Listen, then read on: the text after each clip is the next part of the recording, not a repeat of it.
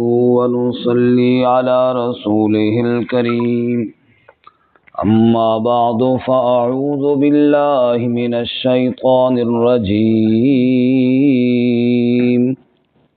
بسم الله الرحمن الرحيم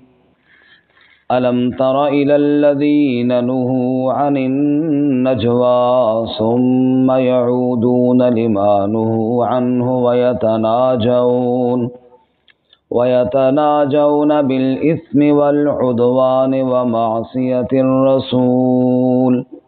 وإذا جاءوك حيوك بما لم يحيك به الله ويقولون في أنفسهم لولا يعذبنا الله بما نقول حسبهم جهنم يصلونها فبئس المصير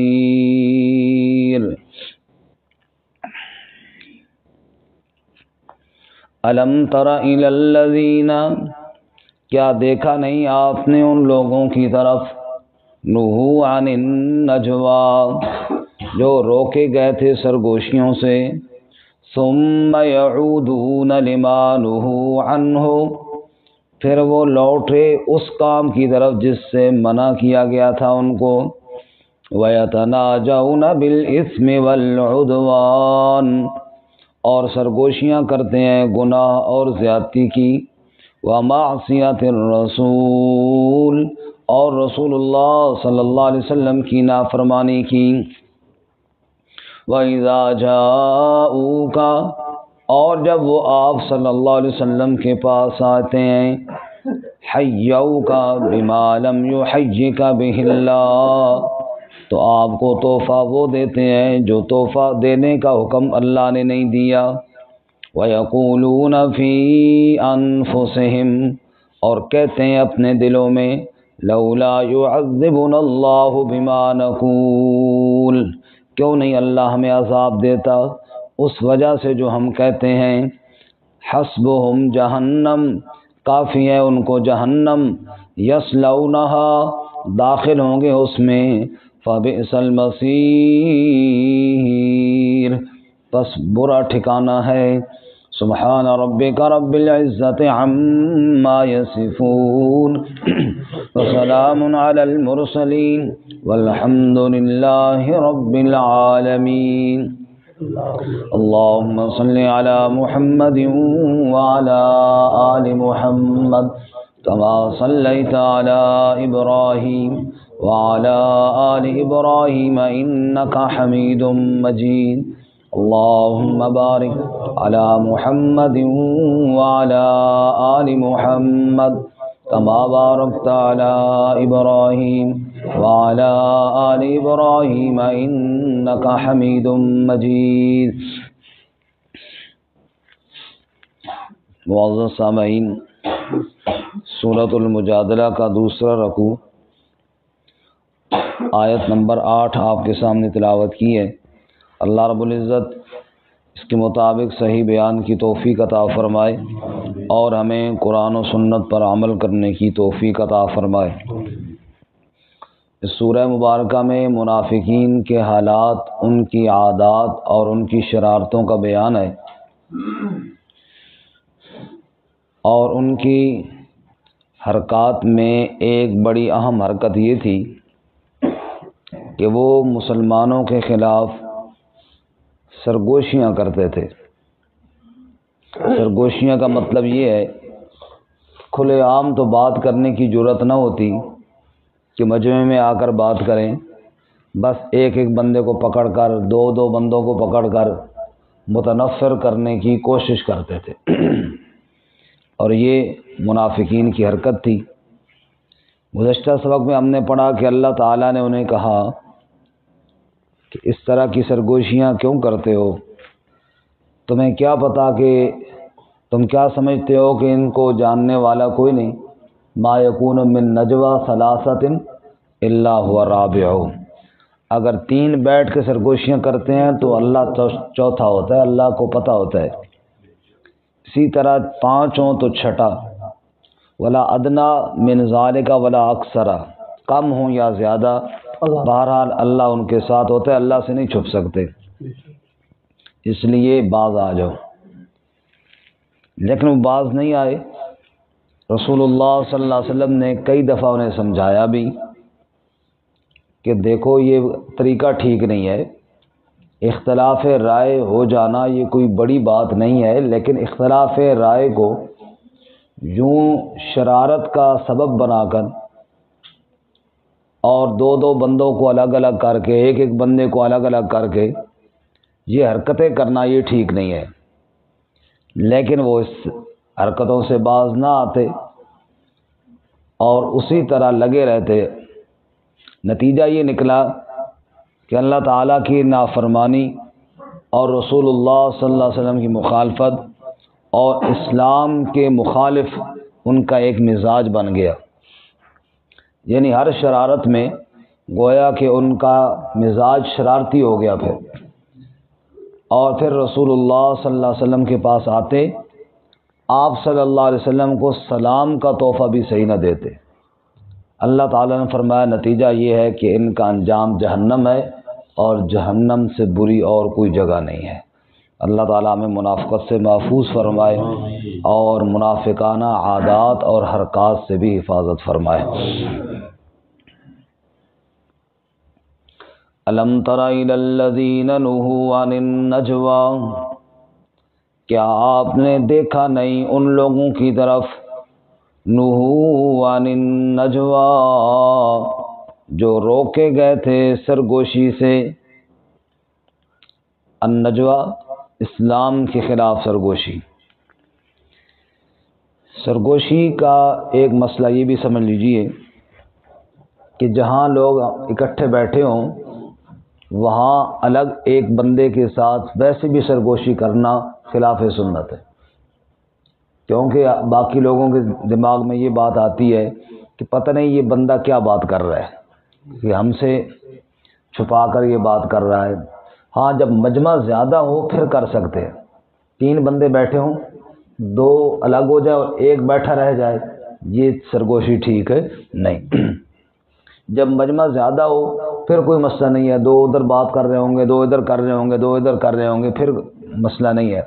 لیکن اگر 2-3 بندے بیٹھے ہیں تو 2 نے الگ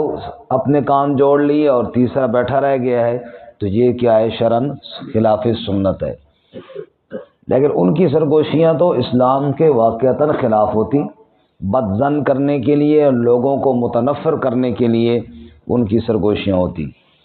الم تر الی الذین نہوا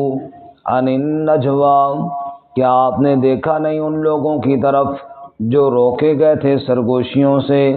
ثم یعودون لما نہوا عنہ، پھر لوٹ کر اسی کام کی طرف گئے جس کام سے ان کو منع کیا گیا تھا۔ منع کیا گیا تھا نا سرگوشیاں نہ کرو اسلام کے خلاف، روکا گیا تھا نا رسول اللہ صلی اللہ علیہ وسلم کے خلاف باتیں نہ کرو، منع کیا گیا تھا نا متنفر کرنے کی کوشش نہ کرو، لیکن وہ باز نہ آئے، پھر وہی کام کرتے رہے۔ وَيَتَنَاجَوْنَ بِالْإِثْمِ وَالْعُدْوَانِ وَمَعْصِيَتِ الرَّسُولِ، ان کی سرگوشیوں میں کیا بات ہوتی تھی؟ اللہ فرماتے ہیں گناہ کی باتیں، العدوان زیادتی کی باتیں، ومعصیت الرسول اور رسول اللہ صلی اللہ علیہ وسلم کی نافرمانی کی باتیں، یہی ان کے مشورے، یہی ان کی سرگوشیاں۔ اللہ تعالیٰ ہمیں ایسی سرگرمیوں سے محفوظ فرمائے۔ یہ تو عادات حرکات منافقین کی ہیں، مخلصین مؤمنین کی نہیں ہیں۔ وَإِذَا جَاءُوكَ حَيَّوْكَ بِمَا لَمْ يُحَيِّكَ بِهِ اللَّهُ، اور جب وہ آپ صلی اللہ علیہ وسلم کے پاس آتے تو آپ کو تحفہ وہ پیش کرتے جو تحفہ پیش کرنے کا اللہ نے حکم نہیں دیا۔ اصل میں عرب کے اندر ایک رواج تھا کہ جب وہ ایک دوسرے سے ملتے نا تو کہتے حیاک اللہ، کیا کہتے جی؟ تھوڑا تھوڑا آواز آئی ہے، ویسے سردی ہے نا، ایک مولوی واحد مخلوق ہے جس میں سردی نہیں لگنی، باقی تو ہر کسی میں لگنی۔ حیاک اللہ، کیا کہتے تھے؟ حیاک اللہ کا معنی اللہ آپ کو زندگی دے، ایک دعائیہ کلمات ہے، لمبی عمر پاؤ، عمر دراز ہو، یہ دعائیہ ایک کلمہ ہے۔ تو عرب اس کو کہتے ہیں حیاک اللہ، اسی وجہ سے سلام کو بھی تحیہ کہتے ہیں۔ شریعت نے اس حیاک اللہ کی جگہ پہ السلام علیکم ورحمۃ اللہ وبرکاتہ کہا ہے، یہ حکم دے دیا، لیکن نام اس کا وہی رکھا ہے حیاک اللہ، کیونکہ تحیہ عرب کے اندر یہی اس کا نام تھا تو وہی نام رکھا۔ سورۃ النساء میں ہے اذا حییتم بتحیۃ فحیوا باحسن منها او ردوها، فرمایا جب تمہیں کوئی تحفہ دے، اس تحفے سے مراد سلام ہے، بھئی سلام کا تحفہ۔ بعض حضرات پوچھتے بھی ہے نا بھئی تحیہ کیوں کہتے ہیں، اس میں تو وہ لفظ ہی کوئی نہیں ہے سلام والا، تو یہ عرب کے اس رواج کے مطابق لفظ بولا گیا۔ اذا حییتم بتحیۃ فحیوا باحسن منها او ردوها، جب تمہیں سلام کا تحفہ دیا جائے تم اس سے بہتر کر کے جواب دو، یا کم از کم اتنا ضرور لوٹاؤ۔ السلام علیکم کسی نے کہا، تم وعلیکم السلام ورحمۃ اللہ وبرکاتہ کو بہتر کر کے جواب دو، یا کم از کم اتنا ضرور جواب نے کہو وعلیکم السلام۔ اس لیے علماء نے مسئلہ لکھا ہے کہ سلام کرنا تو سنت ہے، جواب دینا اس کا واجب ہے،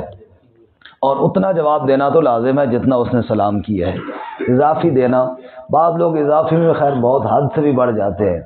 وہ کہتے ہیں جنت حلال دوزخ حرام، پتہ نہیں اور آگے سے کیا کیا کہتے ہیں، وہ پورا 1.5 سپارہ جناب سلام کا، اتنا لمبا بھی نہیں ہونا چاہیے، بس یہ 3 ہی حصے ہیں اس کے، السلام علیکم ورحمۃ اللہ وبرکاتہ، بس شریعت میں رسول اللہ صلی اللہ علیہ وسلم کی تعلیمات میں یہ 3 ہی چیزیں ہیں، 3 ہی تحفے ہیں، سلامتی، رحمت اور برکت۔ تو وہ بدبخت منافق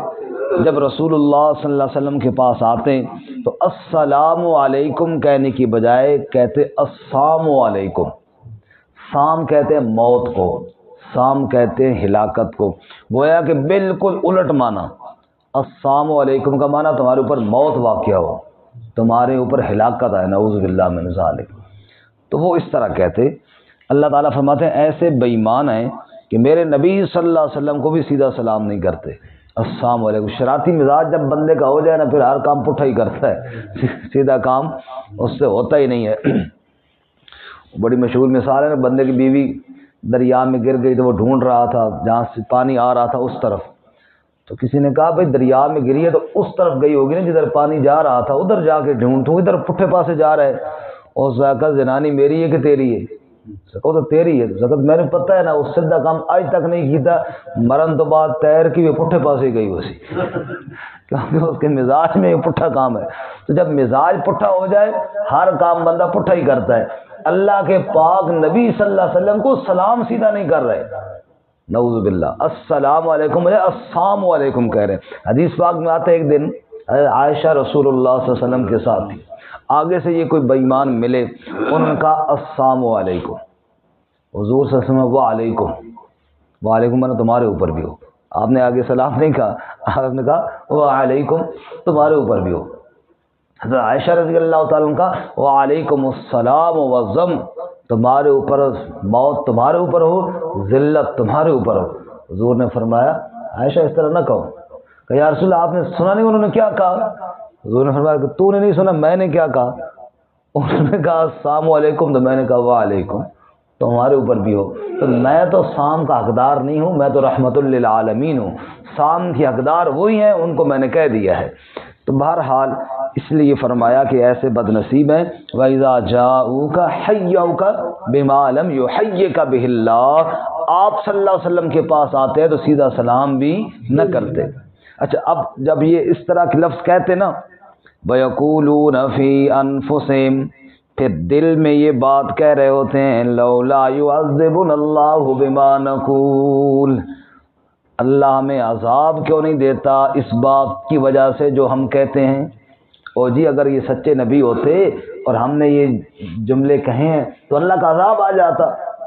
اللہ کا عذاب نہیں آ رہا نا، لگتا ہے ہم نے ٹھیک کہا ہے، نعوذ باللہ من ذالک۔ اللہ نے ان کے دل کی بات بھی بتائی کہ بدبخت دل میں یوں سوچ رہے ہوتے ہیں۔ اللہ فرماتے ہیں صبر کرو، حسبہم جہنم، ان کو جہنم کافی ہے، جہنم میں جائیں گے ساری شرارتیں ان کی نکل جائیں گی، ساری حرکتیں نکل جائیں، بالکل سیدھے تیر ہو جائیں گے، اور بالکل جناب ان کو بات سمجھ میں آ جائے گی۔ یصلونہا، اس میں داخل ہوں گے، فبئس المصیر، جہنم سے بڑھ کر اور برا ٹھکانہ کوئی نہیں ہے۔ اللہم اجرنا من النار، اللہ ہم سب کی حفاظت فرمائے۔